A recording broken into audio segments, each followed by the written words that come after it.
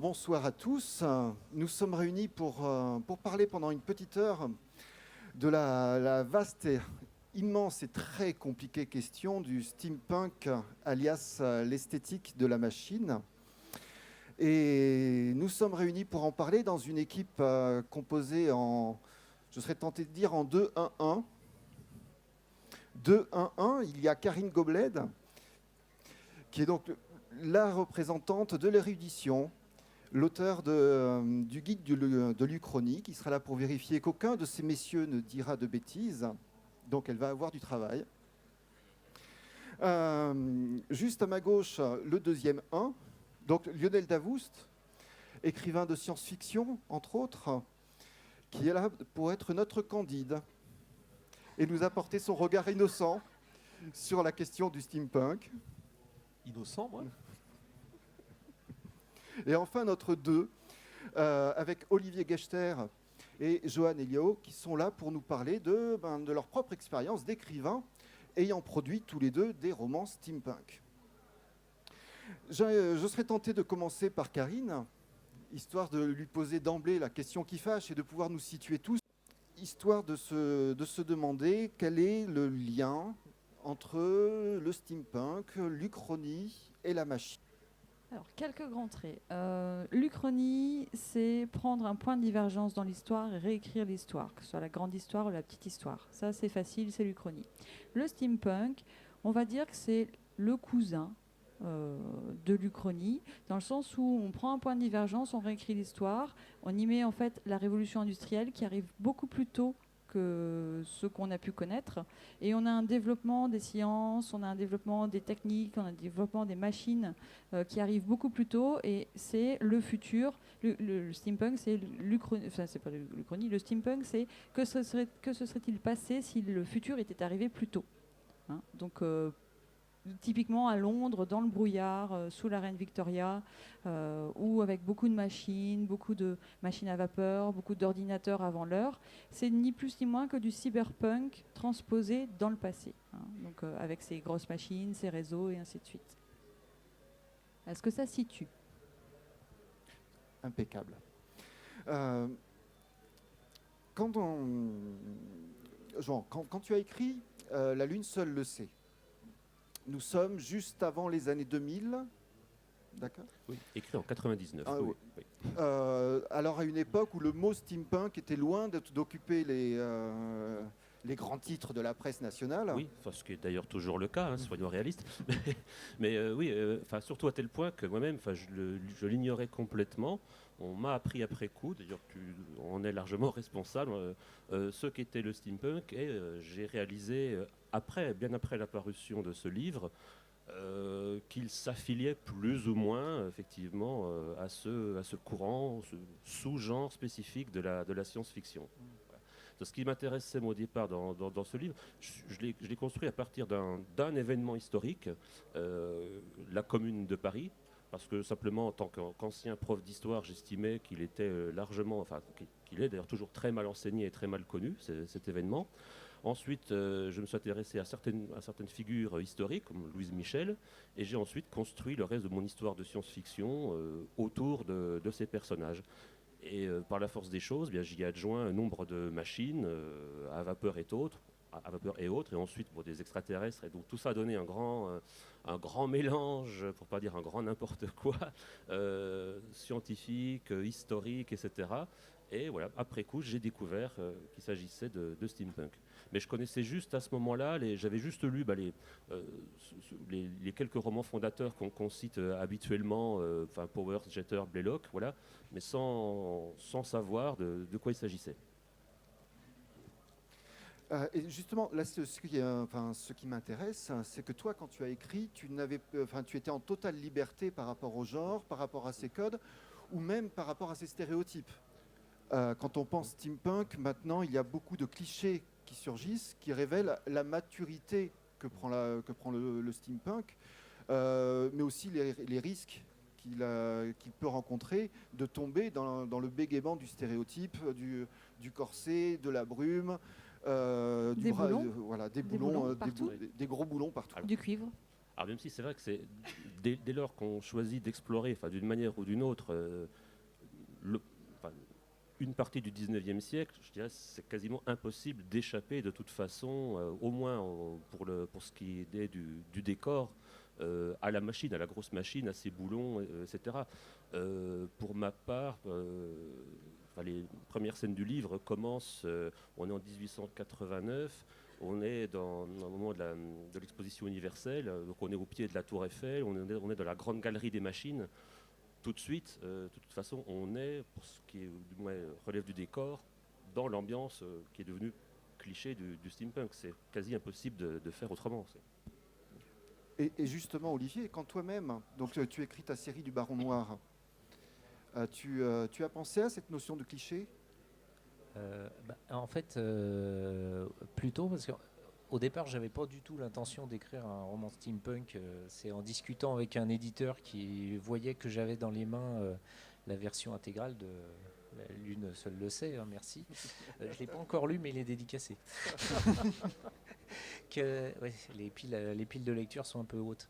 Et donc, il me dit, ah là là, ça fait 10 ans déjà, il n'y a pas grand-chose en ce moment. Et moi, le seul truc que j'avais lu en steampunk, c'était l'automate mangeur d'opium, qui à la fois m'avait bien plu, mais d'un côté philosophie, ça me gênait parce qu'étant ingénieur de base, j'aurais pas utilisé la magie dans un roman. Et on me dit, tu pourrais me pondre quelque chose là en 3 mois, vite fait, ouais, facile. Et donc du coup, je pouvais pas inventer. Les clichés, j'aime pas trop ça. Donc en fait, j'ai repris mon background d'ingénieur. Je suis un peu spécialisé en charpente métallique. Je vais pas mettre des boulons, hein. Le rivet, ça marche mieux quand même. Un petit rivet chauffé enfoncé à la masse, je sais faire. Bon voilà. Donc je suis parti sur vraiment des technologies que je connaissais. J'avais travaillé avec Pierre Lissarag, le fondateur du musée du Bourget, sur Clément Ader. Donc tiens, Clément rentre dans mon roman. Donc je connais par cœur le moteur à vapeur de Ader. Je ne vais pas le fabriquer, c'est un peu compliqué, mais ça m'a permis du coup de faire de la technique réelle, sauf que j'ai décalé le moteur de Clément Ader, il l'a pondu fin 19e siècle, j'ai tout avancé de 30 ans on va dire, hein, je l'ai fait faire dans son jeune temps, et donc j'ai pris des technologies réelles, j'ai tout décalé, et j'espère avoir évité ce genre de clichés en me collant vraiment à la technique. Alors que tout ce que je mets a fonctionné ou fonctionnerait si on s'y mettait, et j'ai pas mis de corset. J'ai un bouquin sur les vêtements en 1860, j'en ai pas vu tant que ça des corsets finalement, donc j'en ai pas mis. J'ai pas classé ça à Londres parce que je connais pas Londres, j'y ai mis les pieds une fois, donc j'ai fait ça à Paris. Voilà, donc à force de faire que ce que je connais, j'ai pris le contre-pied de 2 ou 3 clichés. Enfin, j'espère. Et bon, ça marche plutôt pas mal et ça me donne en fait, en restant collé à l'histoire, je pense que tu es d'accord avec moi, en restant collé à l'histoire et en prenant que des anecdotes historiques, et donc j'espère pas trop cliché, les moteurs de l'intrigue se mettent toutes seules en place. J'ai rien inventé, quoi. J'invente même pas les personnages, ils sont tous réels. Voilà, là, je rebondis tout à fait là-dessus. C'est ça qui est formidable avec l'histoire. Elle nous livre tout clé en main et on s'aperçoit. S'il arrive que par moment on bloque dans notre scénario, en fouillant tel bio de personnages, etc., on trouve toujours le petit détail qui va nous permettre de rebondir très facilement. Enfin, c'est du cousu humain pour un auteur, quoi.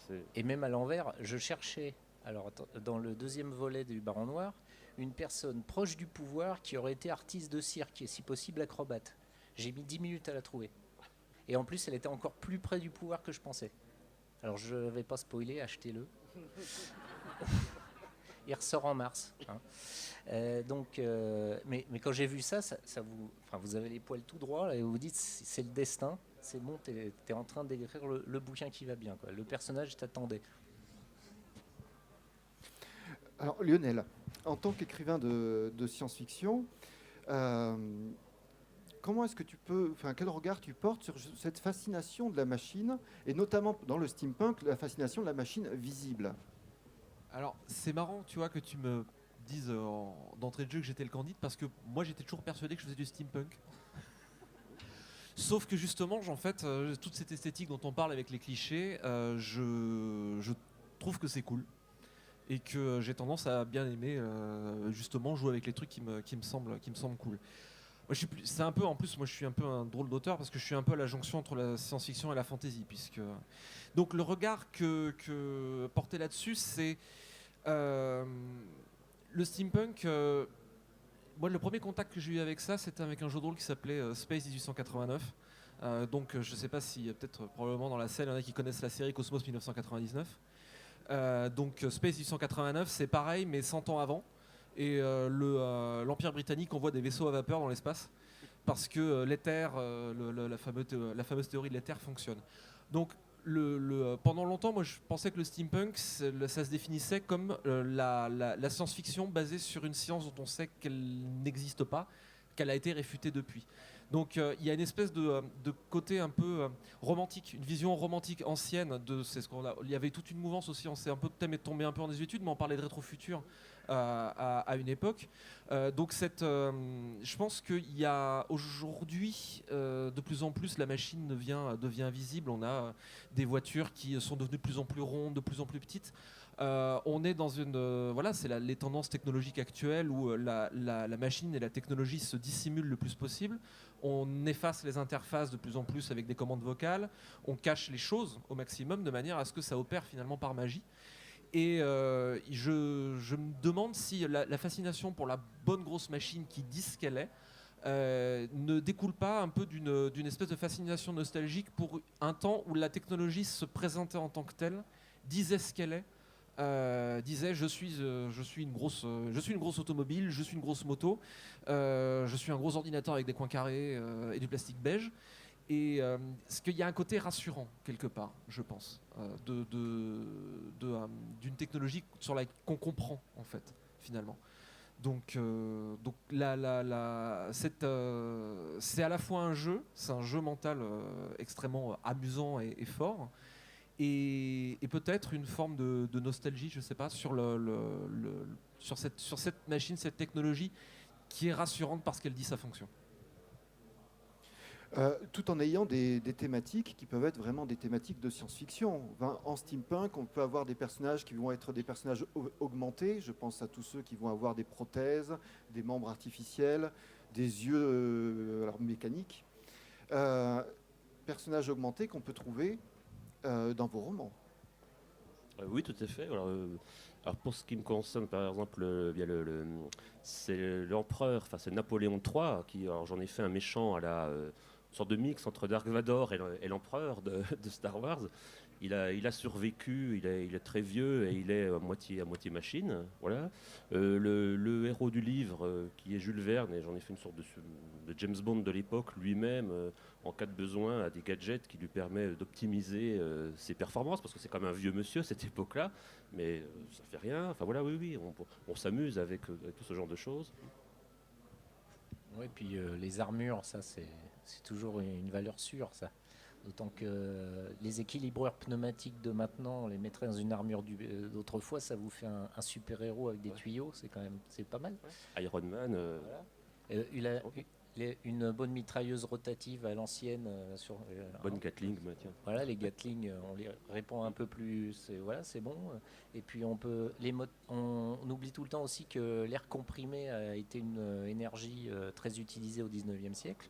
Et puis même avant, vu que le fusil à air comprimé était très répandu en Europe, même comme arme de guerre, les carabines des chasseurs, l'armée des chasseurs autrichienne, c'était du fusil à air comprimé, très précis, très puissant. Et on peut imaginer des tonnes de choses en air comprimé, tout à fait réalisables, qui font exotique quand même, quoi. Karine, quand on te parle du thème de la machine dans le steampunk ou en uchronie, est-ce que tu as quelques œuvres qui arrivent immédiatement à l'esprit? Quelques références? Si on laisse de côté les œuvres immortelles qu'ont écrit nos invités. Il y en a beaucoup. Moi, j'aimerais revenir sur La Machine à différence, qui est un fondateur du genre, où effectivement, la machine de Charles Babbage, c'est l'ordinateur qui aurait pu fonctionner, s'il avait pu aller jusqu'au bout, elle aurait pu fonctionner. Donc on essaie d'imaginer ce que pourrait être une société dans laquelle l'ordinateur arrive à une époque qui n'est pas la nôtre. Voilà.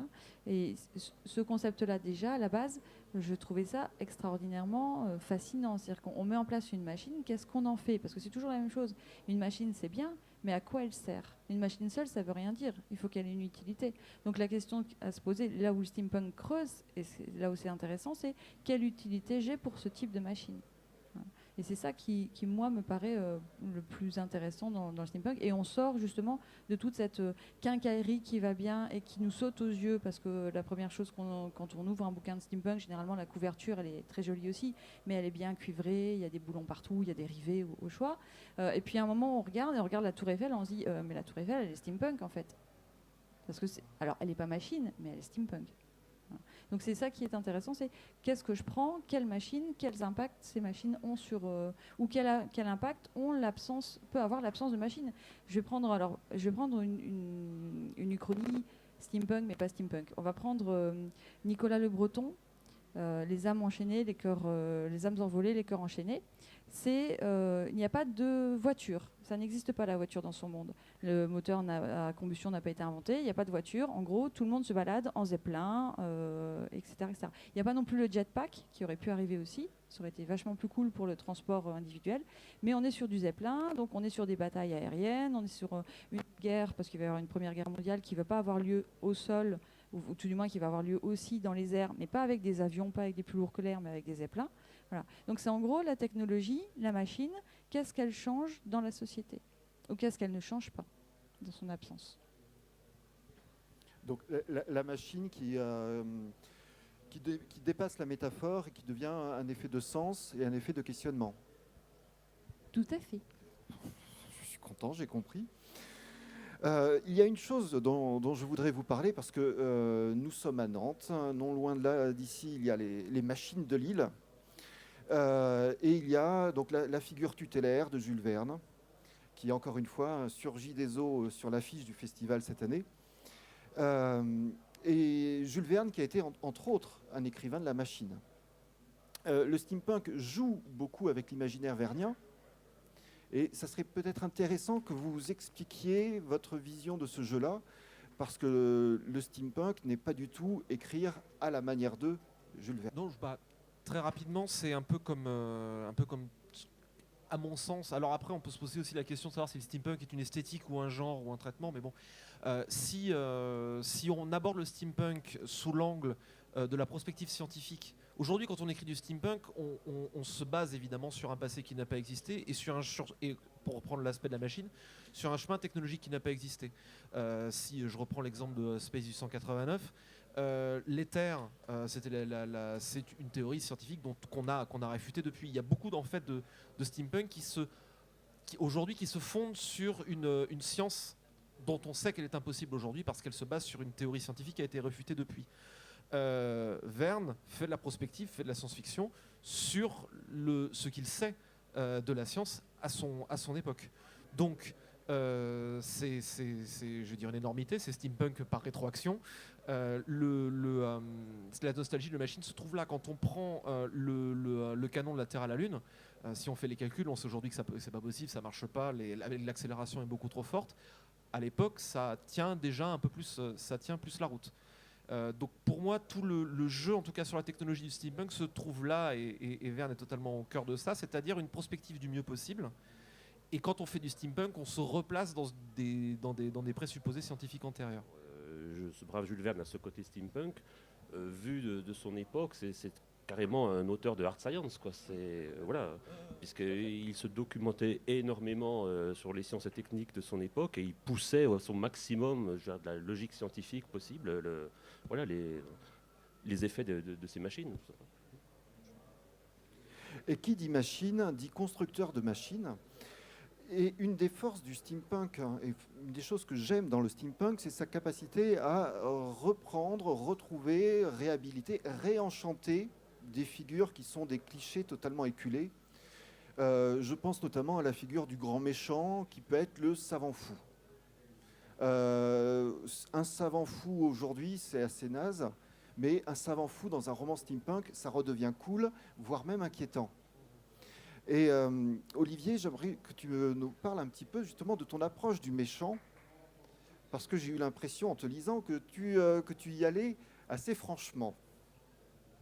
Et encore, vous n'avez pas tout vu. Hein. En fait, j'ai un vrai super méchant planqué derrière encore. Mais en fait, déjà pour moi, le savant fou ne peut plus exister du tout de nos jours, parce qu'on en a déjà parlé à une autre conférence, hein, donc si je radote, vous m'arrêtez ou pas. Mais maintenant, on est en travail d'équipe, donc on pourrait avoir un chef d'entreprise fou qui mène ses laboratoires à la baguette, admettons, mais on ne pourrait pas avoir le savant fou dans son labo, dans son château, zébré d'éclairs dès qu'il rigole, ça, on l'a plus, ça. Donc faire du steampunk, ça a le mérite déjà de pouvoir leur sortir du chapeau. En plus, vous cherchez dans l'histoire des savants fous, on en a, même si c'était peut-être gentil. C'est-à-dire que j'ai des bons savants fous dans mon roman, genre Louis-Guillaume Perrault, l'inventeur de la moto.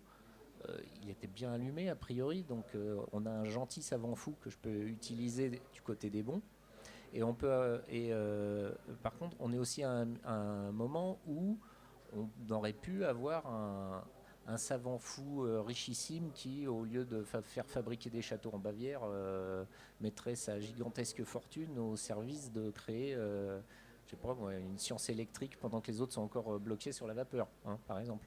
Donc on a vraiment plus de liberté sur le passé pour trouver du savant fou qui va exploiter quelque chose qui est notre quotidien, mais plutôt que maintenant où s'il faut sortir un savant fou, c'est grotesque parce qu'on va sortir quelque chose pas crédible. On peut rester plus réaliste, paradoxalement, en restant dans le steampunk, à mon avis. Et alors par contre, évidemment, si vous prenez le Baron Noir, les savants fous que j'ai sont en fait des comparses du super méchant que vous connaîtrez dans quelques volumes si vous êtes sage. Et ceux-là ne comprennent pas ce qu'ils font. Ils utilisent des armements et je règle souvent mes comptes. Hein. C'est des gens qui existent et que je colle dans mes romans en tant que méchant pour pouvoir leur botter le derrière. Donc je peux y aller à fond. Oui, c'est vrai que oui, tu as tout à fait raison. Aujourd'hui, il n'y a plus de ces figures de savants fous. Elles sont peut-être transposées chez des individus. Je pense à quelqu'un comme Elon Musk, par exemple. Grands entrepreneurs. Alors, fous au sens où ils ont des idées terriblement folles et ambitieuses et ils essaient de se donner les moyens. Donc, l'exploration spatiale privée, Mars, enfin plein de choses. Ou certains transhumanistes, par exemple. C'est eux qui incarnent aujourd'hui un peu ces figures de savants fous, puisqu'ils effraient quand même par toutes les perspectives qu'ils peuvent ouvrir, même s'il y a des personnages, je trouve ça assez fascinant. Ouais. Oui, et puis c'est aussi un peu mon dada sur la personnel, sur la sémantique des machines, aussi la sémantique de la science. Aujourd'hui, justement, comme tu dis, sur le transhumanisme, ce sont des technologies qui sont des outils dont on ne sait pas trop ce qu'ils vont donner plus tard, et que on est dans une espèce de zone moralement ambiguë, alors que le savant fou, comme tu le disais justement, c'est vachement bien, on peut lui botter les fesses à la fin et on sait que tout sera bien, quoi. Ouais. En dehors du steampunk, on va retrouver des savants fous dans les personnages de comics, chez les méchants. Là, on va retrouver dans les 4 fantastiques, je me souviens plus du nom du Dr. méchant, Doom. voilà, Dr. Doom. Généralement, il va y avoir 2 choses. La première, c'est qu'effectivement, ils ont une palanquée de labos qui travaillent pour eux, où les gens ne savent pas ce qu'ils font exactement. Donc, un labo travaille sur une partie, un autre labo travaille sur une autre partie, et puis il y a tout un tout petit groupe de personnes qui va être capable de faire les liens entre eux. Et puis, il y a le fait qu'il est très, très, très, très riche. Et effectivement, ça nécessite, pour avoir de la machine et d'avoir de la machine qui puisse être une arme de destruction massive, il faut effectivement un énorme capital. Alors qu'en steampunk, on n'est pas forcément obligé d'être très très très riche pour inventer l'arme qui va tuer un maximum de monde. Donc Lionel, tu as évoqué la question épineuse du steampunk entre genre et esthétisme. Pardon. Est-ce que tu peux développer ton idée ? C'est vrai que quand les gens évoquent le steampunk, quand j'étais allé quand on va notamment dans les conventions mondiales ou dans même les conventions de cosplay ou ce genre de choses, tout ce qui est steampunk en général, il y a vraiment toute une esthétique qu'on a un peu évoquée qui est très développée, justement le corset, les goggles, les gadgets chromés ou cuivrés plus exactement. Et toute la question se pose de est-ce que le steampunk, c'est un peu comme en France on a tendance à dire l'horreur est un traitement qui se rattache au fantastique, qui est un genre. Le steampunk est-il un traitement ou une esthétique ? Dans l'imaginaire collectif, et moi le premier, le steampunk avant tout c'est cette esthétique-là. Et on le voit notamment, en tout cas de ce que j'ai l'impression de voir du monde américain, l'aspect historique passe quand même très au second plan. La vraisemblance historique et le jeu uchronique est très secondaire. Du coup, alors moi j'ai pas vraiment de réponse là-dessus, mais je pense qu'il y a toute la partie émergée du genre, c'est son esthétique, et je pense que ça fait un peu passer, ce qui est un peu dommage, un peu passer sous silence, tout le travail uchronique qui va derrière, et qui est d'ailleurs souvent, c'est une dimension dont l'inexistence ou dont l'oubli est souvent assez déplorée par les auteurs, ce qui me semble. Est-ce que vous vous êtes fâché ? Non, pas du tout. Non, je te rassure. Non, pas du tout. C'est vrai qu'on voit plus effectivement ce qui prédomine dans la vision qu'on a du steampunk, c'est effectivement toute la quincaillerie qui va bien avec. Mais de la même façon, en SF, on voit aussi toute la quincaillerie, on voit les vaisseaux spatiaux, on voit les aliens, et on voit pas tout le travail de richesse qu'il peut y avoir derrière. Ce qu'il y a d'intéressant aussi dans le steampunk, c'est que généralement le côté uchronique, il ressort par le fait qu'on mélange allègrement des personnages réels, mais aussi des personnages de fiction. Et ce qui fait que ça ajoute encore une dimension, c'est-à-dire qu'en plus de dire on va refaire sur une période historique, on va faire des personnages, on va y mettre des personnages réels qui vont faire vraiment ce qu'ils ont fait, etc., on y ajoute des personnages comme Conan Doyle, pas Conan Doyle, mais Sherlock Holmes. On va y mettre, j'ai perdu son nom, l'aventurier, le grand aventurier. Incarné par Alan Quatermain. Voilà, Alan Quatermain ou un autre. On va y mettre des personnages qui sont des personnages de fiction et qui vont interagir avec des personnages réels, et ça va donner quelque chose d'éclairant, parce que ces personnages de fiction sont aussi le reflet de la société d'une époque vue par des personnes réelles, vue par des écrivains, et ça ajoute une dimension supplémentaire dans la capacité d'analyse pour le lecteur en fait, et ça éclaire encore plus sous un jour différent l'histoire qui s'est déroulée, la société à cette époque-là. Ça donne une dimension supplémentaire et un outil d'analyse supplémentaire aussi. Dans ce cas-là, se pose le problème qui se pose dans tous les genres de l'imaginaire, mais peut-être d'une façon différente dans le steampunk. Jusqu'à quel point est-ce qu'il faut donner des informations au lecteur, notamment des informations historiques, pour qu'il puisse comprendre et appréhender les choses? Si quelqu'un a la réponse, parce qu'en ce moment, je transpire très fort sur le 3e volet du Baron, où j'ai vraiment tellement mélangé certains aspects historiques que j'ai déformés avec des aspects que j'ai pas eu besoin de déformer, que je pense que sans avoir une bonne connaissance du 19e siècle, il y a des gens qui risquent de croire que je raconte la vérité alors que c'est faux, ou l'inverse. Par exemple, il y a une bataille navale qui a eu lieu à Cherbourg entre deux navires, un sudiste et un nordiste, en vue de la rade. C'est tout à fait réel, j'ai rien inventé. Par contre, j'ai mis des trucs techniques qui auraient pu exister mais qui n'ont pas existé en fait. Donc là, est-ce que je mets des marque-pages partout pour dire attention, c'est une blague? C'est compliqué. C'est la grande question. Est-ce qu'il faut les notes en bas de page Non, mais je pense qu'on écrit une histoire avant tout. Et alors, avec un peu de chance, on va arriver à un point d'équilibre qui fait que on pourra avoir deux sortes de lecteurs. Le lecteur qui va pouvoir suivre notre histoire au premier degré sans vouloir se prendre la tête, entre guillemets, et celui qui aura eu les connaissances historiques nécessaires, qui va prendre un plaisir supplémentaire à décrypter le vrai du faux. Mais je pense que c'est une question à évacuer d'entrée de jeu quand on se lance dans ces écritures-là, parce que sinon, c'est insoluble.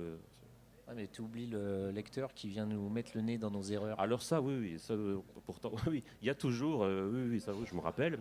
Alors ils sont heureusement pas très nombreux, mais il y a toujours effectivement le spécialiste, ou du moins autoproclamé ou non, qui vient vous signaler que non, là, à telle page, effectivement, tel personnage n'aurait pas pu dire ça parce qu'à telle époque, il a fait ceci, cela.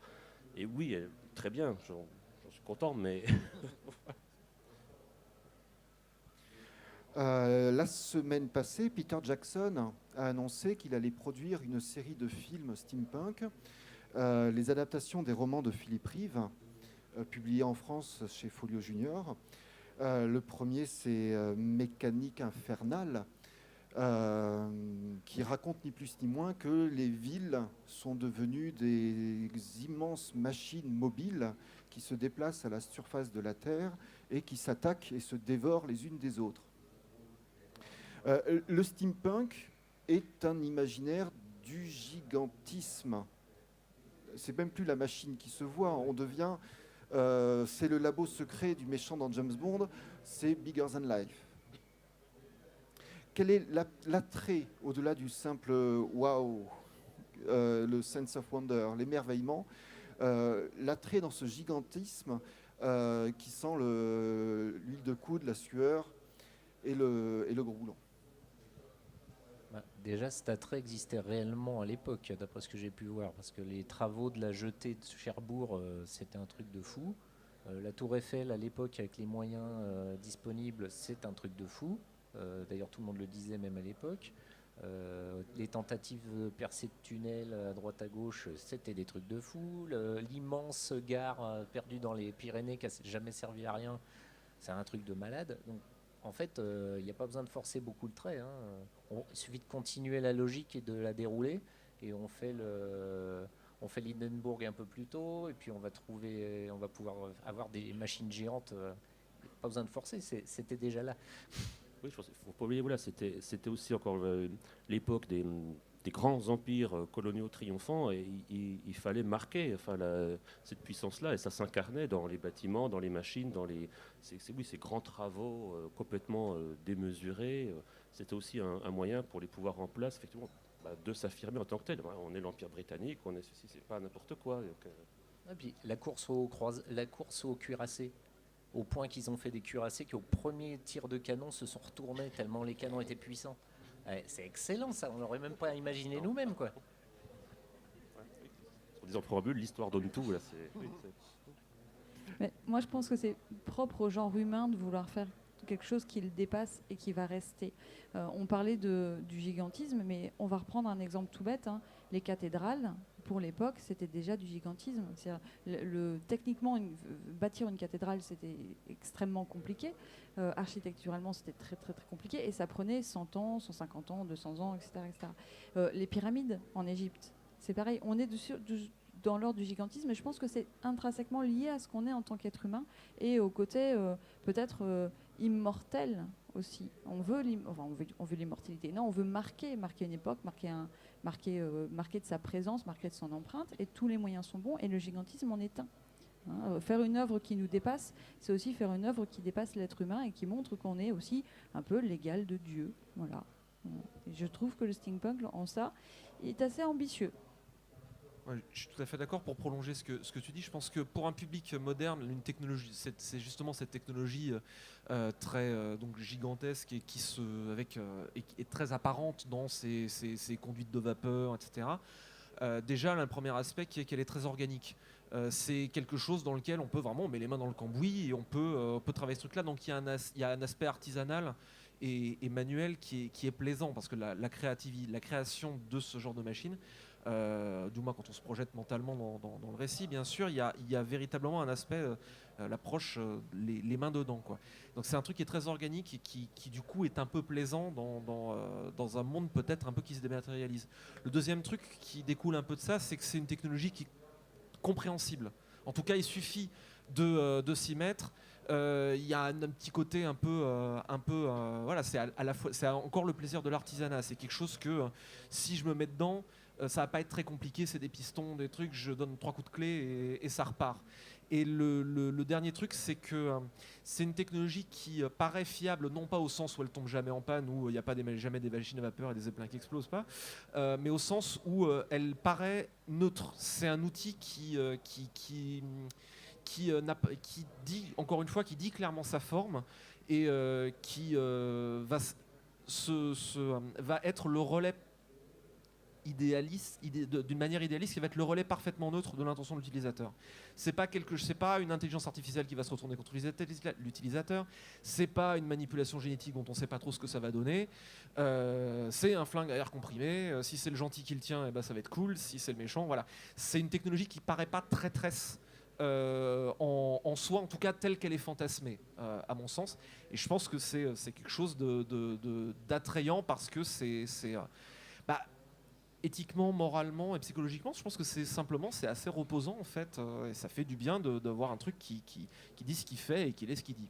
oui, avec un côté rassurant, avec l'impression plus ou moins vraie d'ailleurs qu'on peut effectivement la maîtriser, donc on maîtrise le monde qu'il a. Tout Voilà. à fait. Ouais. Alors qu'aujourd'hui, à moins d'avoir passé je ne sais combien de doctorats, aller comprendre vraiment comment fonctionnent simplement les machines qu'on utilise aujourd'hui, qu'on ne voit plus forcément, et comme tu le disais. Voilà, Ouais, et puis il y a aussi le fait qu'on peut la réparer soi-même, on peut la faire soi-même, on peut la réparer soi-même. Et ça, c'est aussi prégnant quand on parle de l'esthétique du steampunk. On a les costumes steampunk. La communauté steampunk fait ses costumes elle-même. Elle n'achète pas une paire de lunettes, elle n'achète pas juste un haut de forme, elle customise, elle retravaille, elle coud. Enfin, voilà, on crée son propre costume, on crée sa propre personnalité. Mais je le fais moi-même parce que ce que je fais est le reflet de qui je suis. Et la machine steampunk devient aussi le reflet de qui on est. Il y a très peu de fabrication en série en fait. Chaque pièce est quasiment fait main dans les restes steampunk. La moindre machine, et elle est faite amoureusement en pièce unique. Et adaptée à son utilisateur et à son créateur en fait. On devient le propre créateur de sa propre machine. Si on prend justement un petit peu de recul et un petit peu de champ par rapport à tout ça, quelle vision vous avez sur l'apport du steampunk, par exemple par rapport à l'histoire de la science-fiction ou par rapport à l'imaginaire lui-même? Parce qu'à la fois, on entend le discours disant que le steampunk est une mode. Bon, c'est une mode qui dure depuis 30 ans, donc c'est maintenant une vieille mode.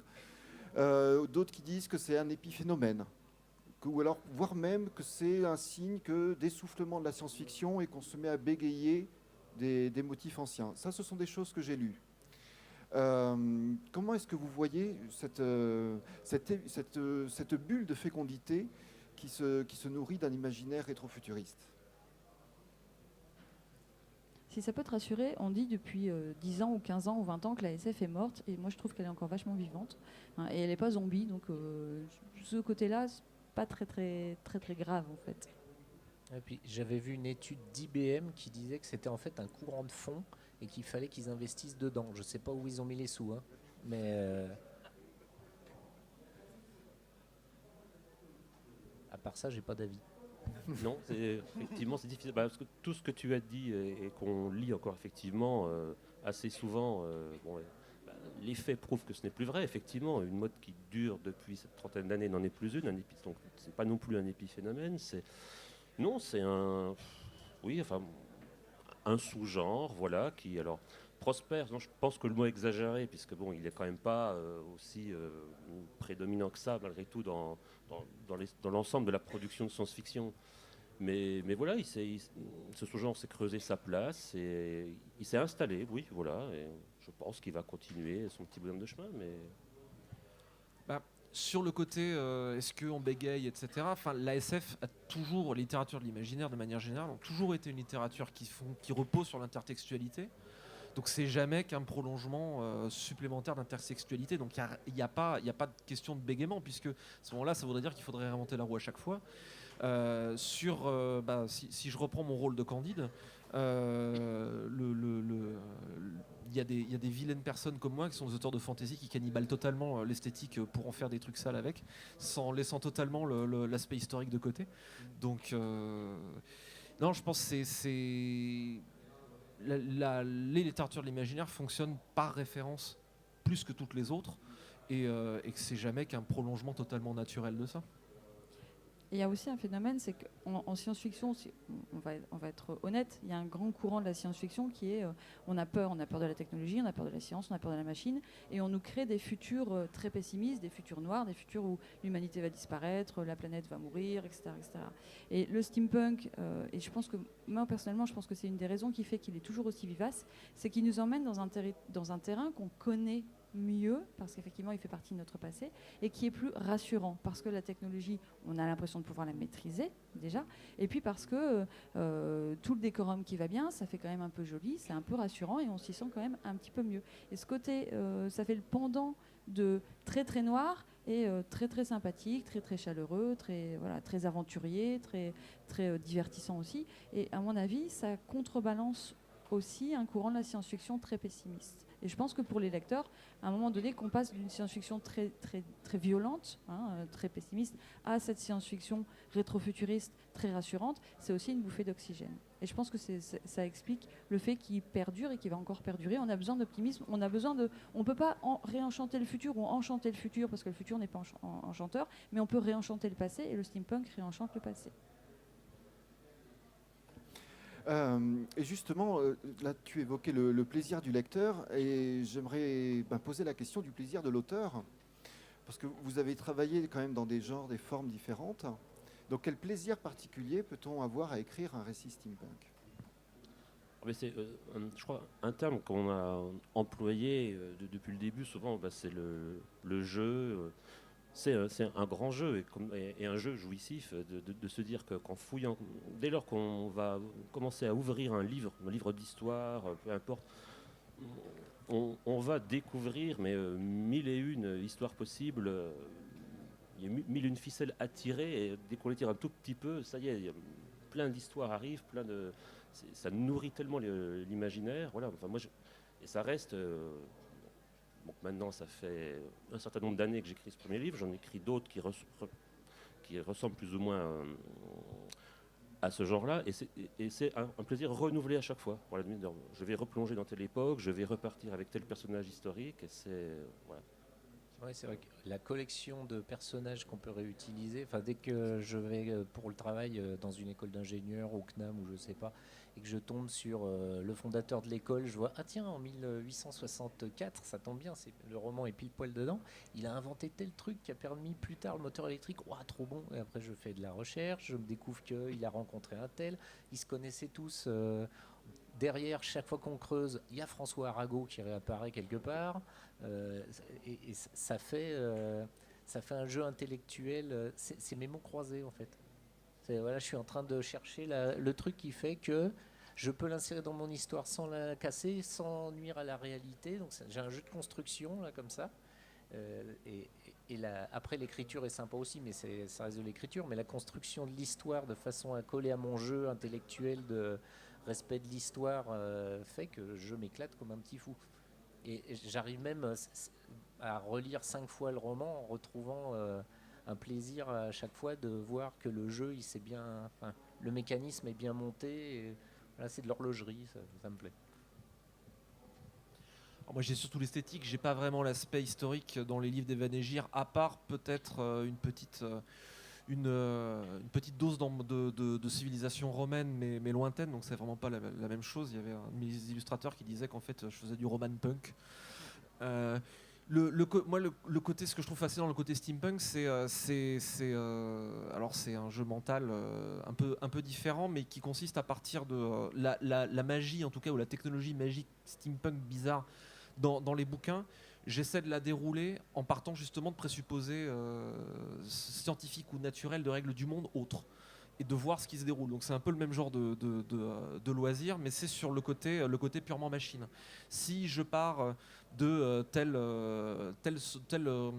règle thermodynamique que je bouge, ou de tels présupposés sur la façon dont l'énergie fonctionne, comment ça se déroule, et surtout comment je peux faire pour avoir des mechas qui marchent à la vapeur, et donc voilà, donc c'est un truc on voit juste le résultat final dans le bouquin, mais c'est effectivement, j'aime bien ton expression de mots croisés, c'est exactement ça. Il y a le côté plaisant de se dire que on a de l'expérience mentale de dérouler une technologie, et du coup la société que cette technologie forge à partir d'un monde différent, de présupposer d'un monde différent.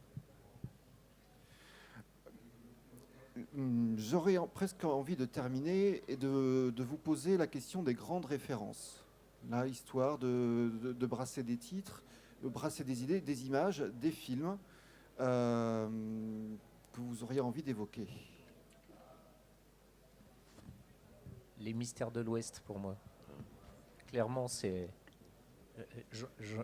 Le film ? Non. Oh. Non, bah non. La série, avec Lovelace et tout ça, non, c'était absolument... franchement, je pense que ça m'a marqué durablement. J'étais vraiment pas grand quand j'ai regardé ça. Et le talon qui pivote avec le gadget qui fait exploser la porte... Oh. D'ailleurs, je crois que je l'ai réutilisé. C'est pas très bien de ma part. Je parlais tout à l'heure des des 3 romans fondateurs. Enfin, même si c'est pas 100% du steampunk. Les Voix d'Anubis, par exemple, voilà, moi, ça a été une claque quand j'ai lu ça, au milieu des années 80. Tu vois, on peut écrire ce genre de choses, on peut mélanger l'ère victorienne, l'Égypte des pharaons, les Beatles, machin. On peut faire ça. Voilà, ça a été une sorte de déclic mental pour moi, ce livre. Sur l'esthétique, bon alors, comme probablement beaucoup de monde, moi j'ai été nourri, entre autres avec la scène du combat contre le calamar géant dans 20 milieux sous les mers, donc image forte. Sur sur les influences esthétiques, je trouve qu'il y a des choses très intéressantes qui se font notamment dans l'animation japonaise, en fait, où il n'y a pas du tout un questionnement de savoir est-ce que c'est de la SF, est-ce que c'est de la fantasy et tout. On mélange tout ça, c'est pas grave, c'est cool. Et au niveau, alors c'est pas une influence qui a présidé à la naissance des bouquins, mais il y avait une série pour moi qui, sur l'esthétique pure, parce qu'on est dans un monde différent, il n'y a vraiment pas un aspect historique. Il y avait une série qui me semblait vachement intéressante, qui était Last Exile, qui mélangeait des questions d'aviation avec avec justement des espèces de gros croiseurs de bataille dans le ciel, presque un peu à la Albator, on sent l'affiliation, et qui pour moi, au niveau de l'esthétique, était vachement intéressant et qui sortait aussi quand même du cliché corset, goggles, haute forme. Non, moi je garde La Machine à différence. Voilà, c'est le premier et c'est celui qui m'a fait le plus impression en disant tiens, ça pourrait vraiment exister. Voilà, c'est ce côté-là qui est le plus. Ce que j'aime dans le steampunk, c'est ce qui pourrait être, ce qui aurait pu être. Voilà, c'est ça qui m'attire le plus. Après, j'ai une image en termes de gigantisme. C'est le film La Ligue des Gentlemen Extraordinaires, qui est un mauvais film, nous sommes d'accord, mais on voit le Nautilus sortir sur le port, donc sortir de mer, c'est totalement improbable, et on voit Nemo sortir aussi sa voiture, qui est une voiture à la Batman extraordinaire aussi, et ces deux images en termes d'esthétique steampunk qui résument bien ce à quoi on s'attend et qui n'est absolument pas possible. Voilà, c'est ce côté, le steampunk, ça pourrait être ça, mais ça, c'est juste pas possible que ça existe. Bien, messieurs, dames, je me tourne vers vous. Y aurait-il des questions par hasard dans l'assistance ? On ne vous voit pas.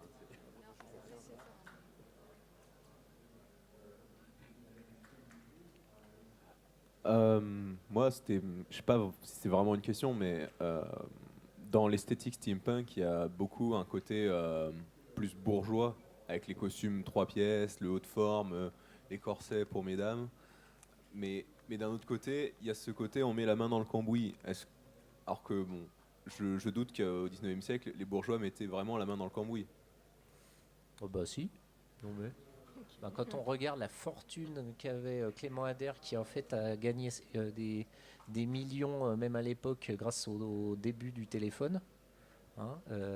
C'était un mania des médias, un mania des télécoms avant l'heure, et c'est lui qui a fait avec ses petites mains la plupart de l'avion. Il avait une équipe derrière, mais il avait tellement pas confiance en eux que c'était très morcelé, et c'est lui qui finissait le travail. Et il a dû remonter des tubes capillaires de 2 mm de diamètre, parce qu'il y en a 30 km dans juste la chaudière. Et après, il est allé monter le truc, se casser la figure avec tout seul. Donc, Louis-Guillaume Perrault, il était réputé pour pratiquement se tuer à chaque fois qu'il essayait une invention, quoi. C'est vrai que si on regarde historiquement, oui, tous les grands inventeurs et préférences des machines, c'était ceux qui avaient le temps et les moyens. Donc, oui. Et un peu la tête ailleurs, parce qu'il y en a certains qui ont testé des choses, je ne ferais pas ça, moi. Et c'était avant la taylorisation du travail. Donc c'est-à-dire qu'à cette époque-là, on était encore dans l'artisanat, c'est-à-dire l'industrie telle qu'on la connaît maintenant. À l'époque, elle n'existait pas. C'était une invention récente, avec les ouvriers spécialisés d'un côté qui font l'exécution de plans qui ont été faits par des ingénieurs ou des agents de maîtrise, etc., etc. C'était beaucoup plus mélangé à l'autre époque. À cette époque-là. Par contre, là où je suis un peu d'accord avec ce que j'ai lu, alors vous avez pu voir que j'ai pas tout lu, mais je trouve que dans les livres de steampunk que j'ai vus, ça reste effectivement avec des personnages relativement aisés, etc. On n'entre pas trop dans la misère de Manchester. D'ailleurs, c'est relativement propre, hein. Les murs sont pas crades de charbon. Il n'y a pas d'épidémie de choléra comme à Paris. Il y a eu jusqu'au quasi le début du XXe siècle. Donc, on a quand même tendance à enjoliver un petit peu. On est sur un passé fantasmé. Hein. On est sur un passé qui n'est pas le passé réel, il est fantasmé. On peut arranger ça. Une autre question peut-être. Comme on voit ces derniers temps, peut-être depuis plus longtemps, on voit beaucoup de chansons, de musique qui est en lien avec le steampunk et aussi d'art juste visuel, des tableaux qui se basent un peu sur les boulons et les corsets ou autre chose. Et du coup, est-ce qu'on peut, on peut étendre donc cette esthétique, vu que du coup c'est une esthétique, donc c'est vraiment aussi les arts visuels. Et est-ce qu'on peut dire en quelque sorte du coup que c'est une sorte de mouvement littéraire, le steampunk? Je pense que c'est un mouvement de courant, de courant artistique. Oui, en fait, il a dépassé. C'est arrivé. Au départ, le steampunk, c'est une blague. Voilà. C'est une blague d'un auteur qui dit moi, je vais écrire du steampunk en réaction au cyberpunk. Donc, il écrit. C'est une boutade. Et puis, ça prend des proportions extraordinaires. À partir d'une blague, on a de la littérature, on a une esthétique, on a des communautés qui vivent ça de manière très réaliste, très réelle. Enfin, je veux dire, il y a plein de gens pour lesquels le steampunk, c'est pas juste un truc qui fait joli, quoi. C'est vraiment une partie de leur vie. C'est je fais mes propres costumes, je fais du jeu de rôle, je crée des histoires. Donc et ça a vraiment dépassé. Et pour le coup, c'est un mouvement et c'est un courant qui a dépassé l'origine qu'il en avait, quoi. Ça, c'est sûr. C'est pas quelque chose d'anecdotique. C'est plus possible, quoi. Je pense que c'est un mouvement qui est par essence transmédia parce qu'il est né presque avec le transmédia, et je trouve ça assez rigolo que ce soit un des grands mouvements transmédia qui parle d'un futur ancien et fantasmé. Oui, il y a une pointe d'ironie quand même dans le steampunk, ouais. Et aussi le fait que en musique, par exemple, qu'il y a des groupes qui revendiquent l'étiquette steampunk. On peut penser aux États-Unis à Abney Park, en France un groupe comme Victor Sierra, donc qui assument l'étiquette et qui disent nous sommes un groupe steampunk et qui crée une forme musicale qui est inédite parce que c'est eux qui prennent l'étiquette. Alors certains vont être plutôt dans un héritage d'industriel, d'autres dans du cabaret, de la performance. Donc on est vraiment dans de la musique, comme tu disais, du mélange et de l'exploration. Mais le steampunk, par définition, n'est pas une étiquette unique. N'importe qui peut faire du steampunk dans n'importe quelle forme d'expression artistique, du moment qu'il est dans cette promenade joyeuse et ludique d'un passé qui n'a pas existé et que l'on ne souhaite pas forcément qu'il existât. Alors, quand on est une femme, on souhaite qu'il n'existe pas. Clairement, les corsets, c'est bon, merci, on a donné. Nous avons le temps pour peut-être une dernière question.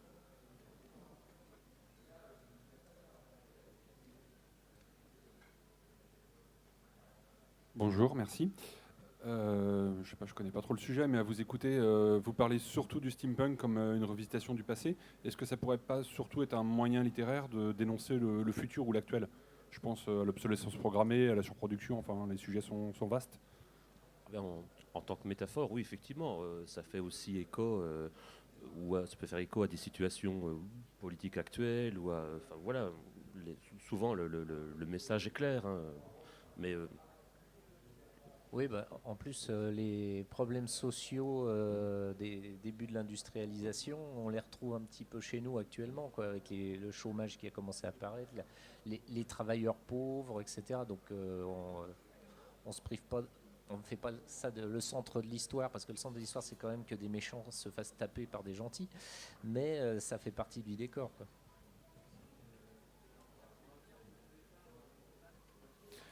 Bien. Je vous propose que nous les libérions et qu'ils puissent vaquer à leurs occupations.